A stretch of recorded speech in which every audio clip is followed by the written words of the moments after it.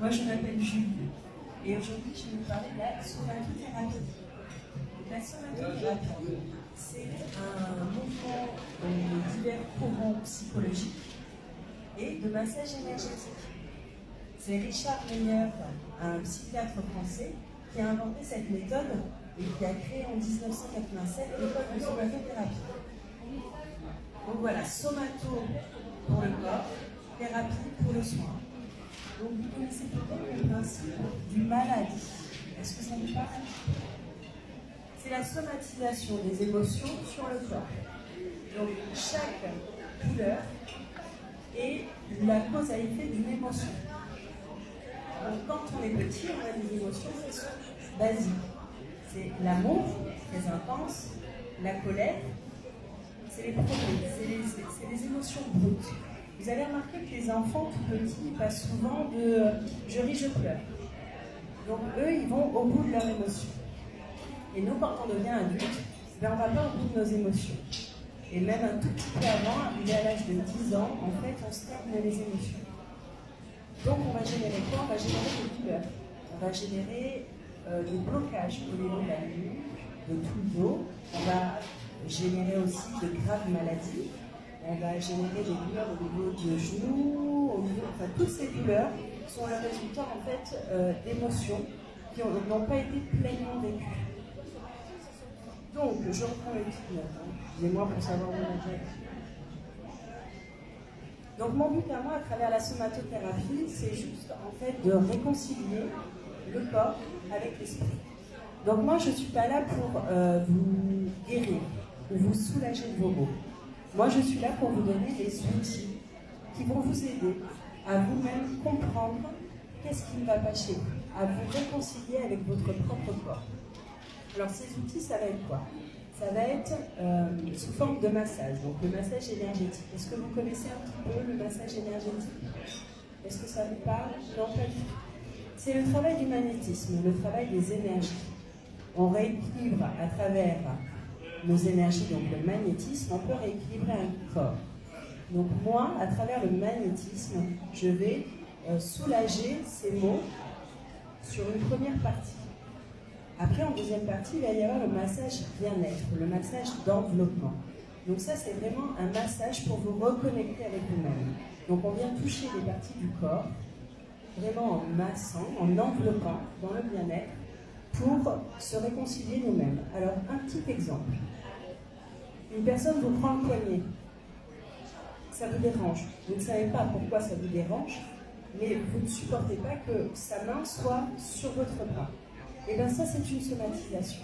Ça veut dire que dans votre enfance, ou à un moment, il s'est passé quelque chose où on vous a pris le bras et qu'aujourd'hui, ça vous dérange. Donc moi, mon but, à travers le massage, c'est de comprendre pourquoi on ne peut pas vous toucher et réconcilier votre corps, en fait. Ça peut être tout simplement lors d'un décès.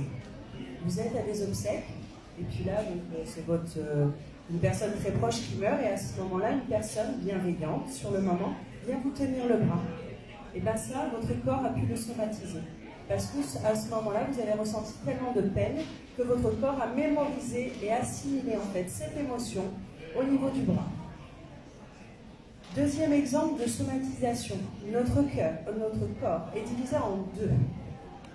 Donc, au niveau des douleurs, vous avez une partie gauche qui est la femme et une partie droite qui est l'homme. Comment j'arrive à reconnaître les douleurs que j'assimile à ma partie psychologique? Ben, tout simplement, si vous me dites j'ai mal au niveau du foie, le foie est l'organe qui va concentrer tout ce qui est colère, haine et rancœur. Donc, ça voudra dire que si vous avez des douleurs au niveau du foie, que vous avez certainement généré cette rancœur auprès d'un homme, donc qui peut être ou le papa, ou un conjoint, ou un partenaire. Après, si vous avez déclenché d'autres douleurs au niveau de la jambe, c'est là où on va approfondir, savoir si c'est un frère, si c'est votre côté masculin à vous, voilà. En fait, si vous voulez, votre partie gauche va assimiler toutes vos douleurs à une femme ou à votre propre féminité qui a été touchée. La partie droite va être assimilée à l'homme. D'accord? Donc pour les hommes, vous allez dire la partie féminine de l'homme, on a tous une partie féminine et masculine en nous. Mais au niveau de la représentation psychologique, quand vous avez mal à droite, c'est un rapport avec l'homme et à gauche avec la femme. Donc, que vous dire de plus sur donc, les émotions? Les émotions, souvent on se dit qu'on les réceptionne, qu'on les assimile et ça y est, c'est passé. Non, pas du tout. Ces émotions, on les stocke. Nos peurs, nos angoisses, toutes ces émotions, on va les stocker. Donc, on va commencer par des petites méthodes. Moi, en tout cas, en somatothérapie, quand je reçois les personnes, ça va être surtout beaucoup au départ 2 heures d'analyse psychologique. C'est-à-dire que tout simplement, vous allez me raconter un petit peu votre parcours de vie. D'accord? Pour que j'ai des échantillons de vie par rapport à votre douleur. Souvent, moi, j'ai des personnes qui arrivent à mon cabinet avec des sciatiques. Est-ce que ça vous parle un petit peu? Eh bien, la sciatique, c'est tout simplement les personnes qui ont peur d'avancer et peur de manquer d'argent. Dans 80% des cas, une sciatique, c'est parce que la personne, soit elle va changer d'emploi, soit elle a quitté son emploi, soit elle arrive à la retraite, et que du coup, elle a extrêmement peur de manquer d'argent, et elle n'ose pas avancer, donc elle crée ce blocage. Ça va pour tout le monde? On arrive un peu à la suite. Donc mon but à moi, il n'est pas, comme je vous disais, de vous soulager ou de vous guérir. Mon but, il est de vous donner les outils. Alors, vous êtes le thérapeute, il n'y a que vous qui pouvez vous connaître. Vraiment. Savoir qu'est-ce qui s'est passé. Mon but à moi est de trouver cette émotion et d'en faire toujours quelque chose de positif et de le lâcher. Comme je vous disais, on a le massage, donc 2 types de massage, mais on peut aussi utiliser l'art-thérapie, le rire. En fait, chaque consultation et chaque thérapie est différente en fonction de peu importe la personne, mais de toutes les personnes, on ne peut pas fonctionner pareil. C'est comme des enfants. Il y a ce principe, moi j'aime bien utiliser et dire que nous sommes un ordinateur et que nous stockons des données, donc nous stockons des émotions. Ces émotions, au bout d'un moment, toutes ces données, à force de les rentrer dans le disque dur depuis des années, notre disque dur est surchauffe. Donc le but, c'est de quoi, au fur et à mesure, de sortir toutes ces émotions, donc de sortir toutes ces données, d'effacer toutes ces données. Vous êtes d'accord avec moi? Et on garde toutes les données, et puis on stocke, et puis à un moment, on fait une belle dépression, et non, on ne va pas les stocker, on va les sortir. Donc, la somatothérapie, ce n'est pas une thérapie de longue durée. Ce n'est pas comme les psychologues ou les psychiatres qui vont engager des thérapies tous les 15 jours, 3 semaines. Moi, en somatothérapie, le maximum de la thérapie, c'est 6 mois, à raison de tous les 3 à 4 semaines. Pourquoi? Parce qu'il faut un maximum d'échantillons. Donc je commence par une première séance de 2 heures, où là vraiment, on va faire un gros bilan ensemble de toutes les douleurs. Et après, on va commencer par sortir ces douleurs une à une, ces émotions une à une, ces deuils, ces guerres, ces colères, ces séparations, tous ces sentiments et toutes ces émotions-là, on va les sortir petit à petit. Donc généralement, moi, donc quand j'ai mes personnes en consultation, la première consultation, vous n'avez pas besoin de trop parler. On va dire que j'ai le radar et le scanner intégrés. C'est comme si vous arriviez devant moi, et voilà, au fur et à mesure, je vous dis, vous avez des migraines, vous avez mal à la tête, vous avez mal là, j'ai le scanner intégré. Donc il est plus facile des fois pour certaines personnes qui n'arrivent pas à parler, qui n'arrivent pas à sortir les choses, que certains thérapeutes mettent le doigt dessus. Et en somatothérapie, ce qui est bien, c'est qu'on arrive facilement à mettre le doigt sur une émotion, sur une douleur, donc il est plus facile de la sortir. Donc on commence par une thérapie de 2 heures, où on fait tout, et après les séances sont de 45 minutes, 1h30 grand maximum, où à chaque fois, on va faire un massage. À chaque fois. Soit massage énergétique, soit massage de bien-être et de reconnexion. Systématiquement. Après, on a une pause de 10 minutes de méditation, de reconnexion avec soi-même. Parce qu'il faut prendre conscience que pendant 1h30, on a assimilé des données, on a recueilli des outils pour travailler dessus. Donc il faut quand même prendre le temps d'assimiler tout ça, de se reconnecter et de vraiment prendre conscience qu'on a lâché des choses. Parce que c'est dur de porter le poids pendant plusieurs années de toutes ces émotions, de toutes ces pertes, de toutes ces deuils, de toutes ces colères, des phrases que nos parents peuvent nous sortir, des idées fausses qu'on reçoit depuis plusieurs années, parce que même les mots que l'on reçoit sont vraiment très très violents pour le corps. Quand vous avez été rabaissé toute votre vie, le corps il stigmatise par des douleurs absolument horribles, surtout au niveau intestinal. Les personnes qui ont été très rabaissées pendant l'enfance souffrent au niveau intestinal et surtout au niveau de beaucoup de migraines. Ils ont énormément de migraines. Donc il faut réussir à sortir tout ça et débloquer tous ces poids qu'on a depuis l'enfance. C'est très compliqué parce qu'on s'habitue à marcher avec ces poids sur nous. Et au fur et à mesure, lâcher ces poids, c'est dire au revoir au passé, c'est pardonner, c'est se pardonner à soi-même et c'est pardonner aux autres. Et ça, c'est très compliqué.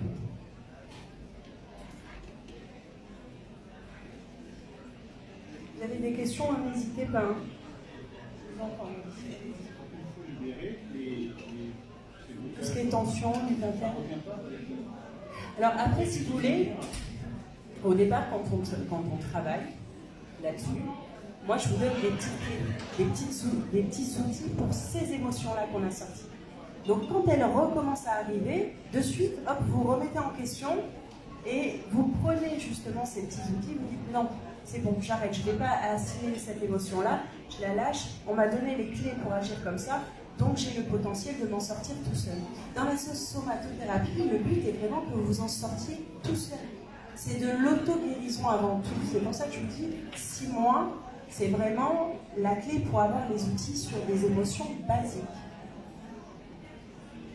Vraiment, vous devez avoir votre propre analyse. Vous avez peut-être un exemple à donner par rapport à une émotion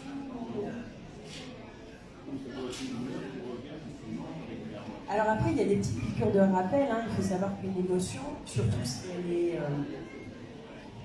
en rapport avec l'enfance, il y a des petites piqûres de relance hein, quand même, parce qu'on ne peut pas se guérir comme ça au bout d'une seule séance, avoir vraiment l'outil et avoir compris. Il faut prendre le temps d'assimiler cet outil et voilà, il y a beaucoup de gens qui disent bon il faut pardonner, mais pardonner c'est difficile suivant ce qu'on a reçu quand vous prenez une paire de gifles et que vous pardonnez, non c'est pas possible, l'émotion elle est là, vous avez eu peur, vous avez été en colère, vous l'avez gardée à l'intérieur de vous, c'est lourd, et comme je le disais c'est...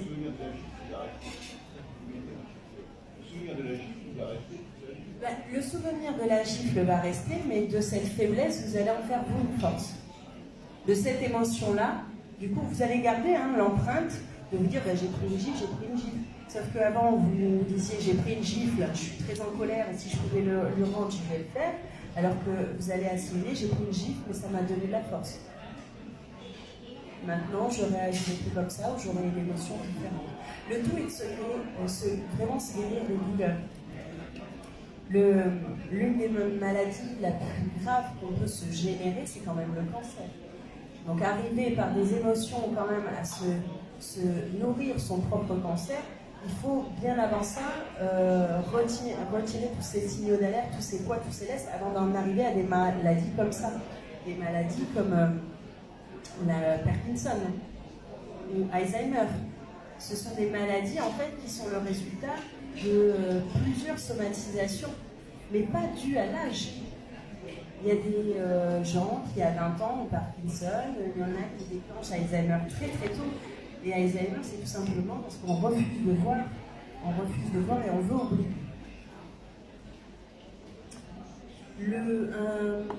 Quelque chose de très basique qu'ont les enfants vraiment à la naissance, c'est le pipi au lit. Alors le pipi au lit, c'est généralement l'émotion de peur du père. C'est quand on a très très très très peur du papa. Vraiment. C'est une des premières émotions vraiment que sortent les enfants. Et généralement, le pipi au lit revient, il s'arrête un moment et il revient sur 5-7 ans. Il y a des petites relances à peu près par là parce que c'est quand l'enfant commence à prendre conscience des dangers, de la peur, de la colère et tout ça. Avant, un enfant jusqu'à 3, 4, 5 ans, tant qu'il n'a pas mal, il n'a pas peur. Les émotions ne sont pas les mêmes. Un enfant, il n'a pas, vous êtes en colère, vous avez beau hurler, il ne va pas comprendre en fait pourquoi vous êtes en train de hurler. Ça n'a pas de notion encore. Ce sont que vraiment des émotions brutes, ce que je vous disais. Il va piquer un caprice et puis après il va rigoler, il va revenir, il va repartir. Au niveau d'émotion, c'est vraiment un yo-yo. C'est vraiment après vers l'âge de 5-7 ans qu'il commence à prendre conscience que la personne en face est en colère, elle est en danger, il peut y avoir un geste et une émotion différente qui peut être associée au dégoût, à la tristesse, à vraiment beaucoup de choses. Vous avez d'autres questions? Allez-y, n'hésitez pas, parce que je suis là. Est-ce que vous voulez que je... Alors, ce qui est intéressant aussi, c'est de... Comme je vous disais, les idées fausses. On nous a inculqué pendant très très longtemps des idées fausses. Il faut réussir à déceler des idées fausses. Alors, un premier outil qu'on a en somatothérapie, c'est l'acceptation d'une situation. C'est-à-dire accepter que ce n'est pas l'autre qui est forcément le problème à nos émotions et à notre conflit et à ce qui se passe. D'accord? C'est aussi se remettre en question soi-même et se dire que ce n'est pas de la personne qu'on a en face.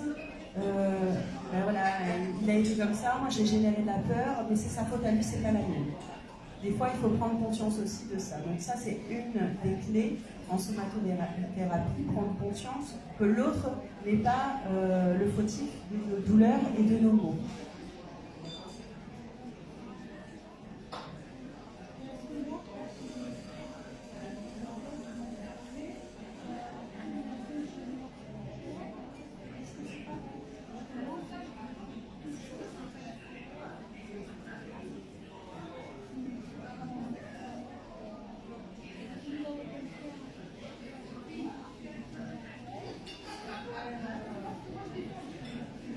C'est vous qui vous mettez en colère.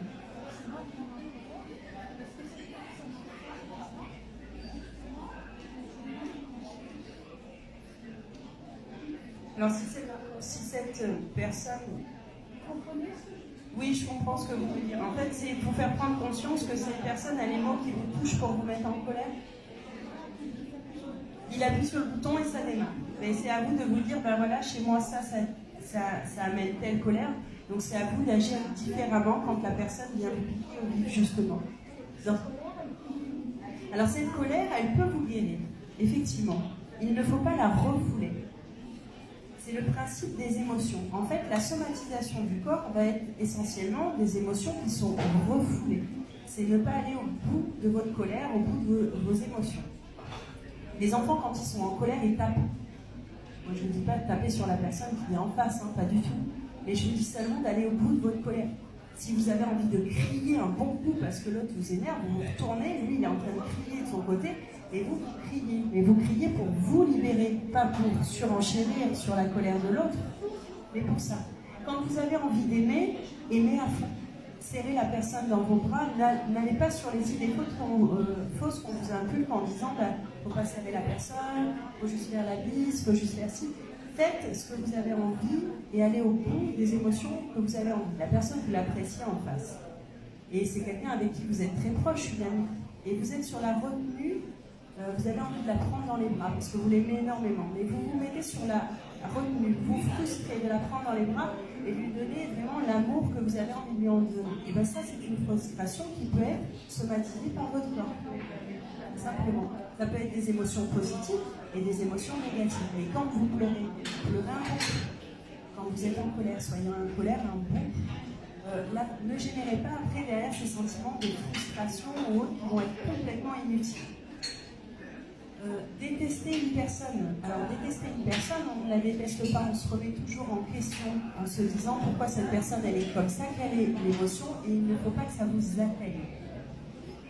On est vraiment sur une thérapie qui est centrée sur vous-même. Hein. C'est un peu une thérapie sur l'ego, mais c'est aller bien soi-même pour ne pas générer ce reflet miroir. Parce que vous allez toujours, si vous n'êtes pas bien, vous allez attirer des personnes qui ne sont pas bien, et donc du coup la personne qui est en face va être en colère. Si la personne est très en colère et que vous avez des gestes très affectueux, très calmes, très posés, la personne elle va vite redescendre, elle ne va plus être en colère. Parce que vous êtes en accord avec vous-même, vous êtes en accord avec vos émotions, et que la colère de la personne, ça lui appartient. Ça ne vous appartient pas. Elle est peut-être en colère contre vous, j'ai rien fait pour susciter cette colère, vous êtes en accord avec vous-même. Donc vous ne générez pas, vous ne somatisez pas, votre corps ne le garde pas en mémoire. D'accord? Toutes les colères, toutes les douleurs, ça appartient à l'autre. Traitez d'abord vos propres douleurs face au deuil, face à la séparation, face à l'amour, face à tout ça. C'est vraiment une thérapie pour soi-même. Et moi, c'est vraiment un accompagnement dans cette thérapie. Je suis... vous êtes l'acteur, moi je suis l'accompagnateur en fait. Je suis là juste pour vous aiguiller, vous guider et vous amener vraiment à être bien vous-même et à trouver les clés plus tard. Parfois, il suffit de 3 séances. Ça suffit largement pour que les personnes et les outils comprennent et qu'on appuie sur les choses qui font mal et pour vite passer à autre chose. Vous avez d'autres questions? Bon.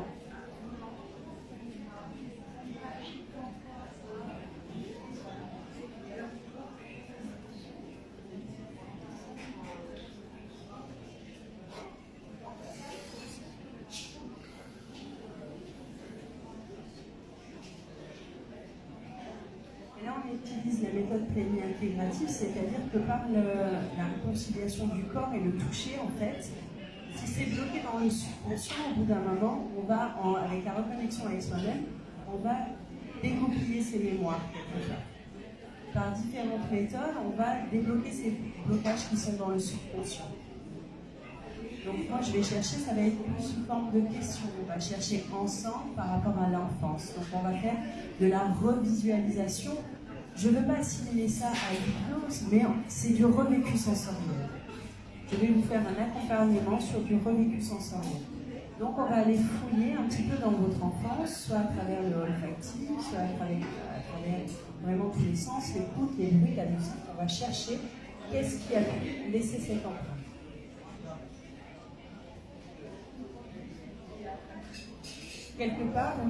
Quelque part, en fait, votre corps vous pousse à faire marcher le mental et à se souvenir.